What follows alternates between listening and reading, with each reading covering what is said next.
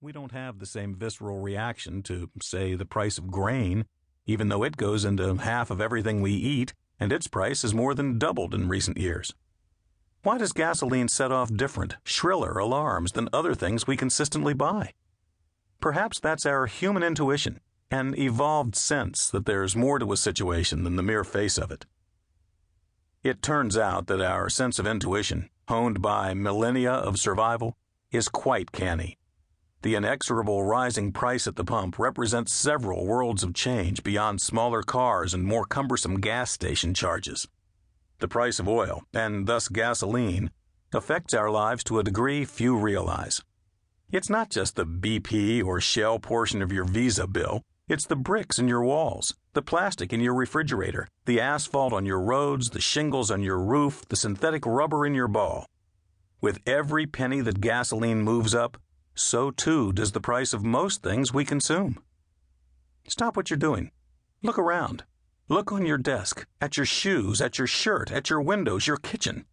How much of it comes from oil? More than you think. Look out your window. Look out at the world. How much of it owes its existence to oil? Again, more than you think. The United States imports 67% of its oil, but only 40% of that goes into our vehicles' fuel tanks. The rest is used to make, fortify, and shape just about anything you can imagine. Consider Bill McPetroman of Suburbia, USA, 2009. Bill lives like many of us do. He's an American suburbanite with a good job, nice house, nice family. Bill isn't rich, Bill isn't poor. Let's examine a typical Bill morning in 2009 as he gets up for a day at the office. For simplicity's sake, Bill's wonderful wife and children, who, let it be known, enjoy gasoline as much as he does, are on vacation at the family cabin. Bill will be joining them there this weekend. It's Thursday morning. Bill gets up at 7 a.m. to the sound of his Sony clock radio, which is encased in plastic made from hydrocarbon molecules ripped from sweet crude oil at a Houston refinery.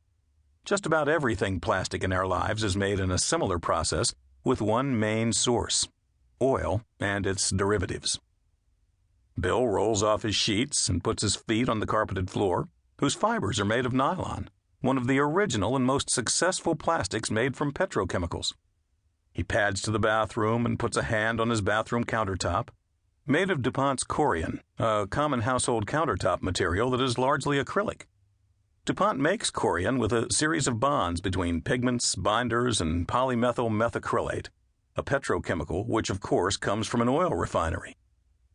Bill generously lathers his face with shaving cream that smells like a man should smell. The lather, incidentally, is formed by an endless list of ingredients. One of its major building blocks, however, is polymethyl methacrylate, which of course comes from oil. Smoothly shaven, Bill pulls his nylon shower curtain back and hops into his bathroom's attractive preformed shower stall, made of chlorinated polyethylene, another one of those ubiquitous petrochemicals. Bill washes his hair with shampoo and conditioners made mostly of goopy hydrocarbons, linked and processed from oil. The same goes for his bar of soap. The plastic bristles and handle on his toothbrush, too, come from black gold. Bill dresses and heads to the kitchen for breakfast. He shuffles across the kitchen floor, installed during a recent renovation. It's a beautiful engineered oak floor.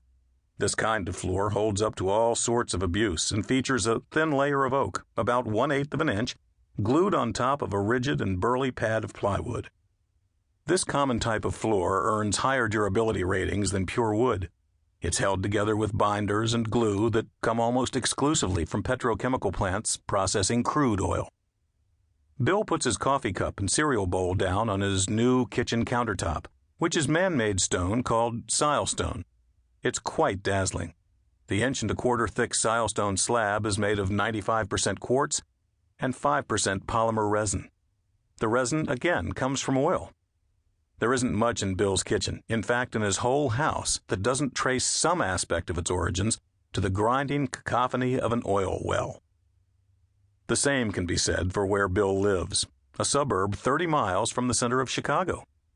His existence, his town's existence, and all of far-flung suburbia's existence, be it Los Angeles, Paris, Dallas, or Tokyo, owes its life to vast fields in places like the Middle East, the North Sea, and the Gulf of Mexico.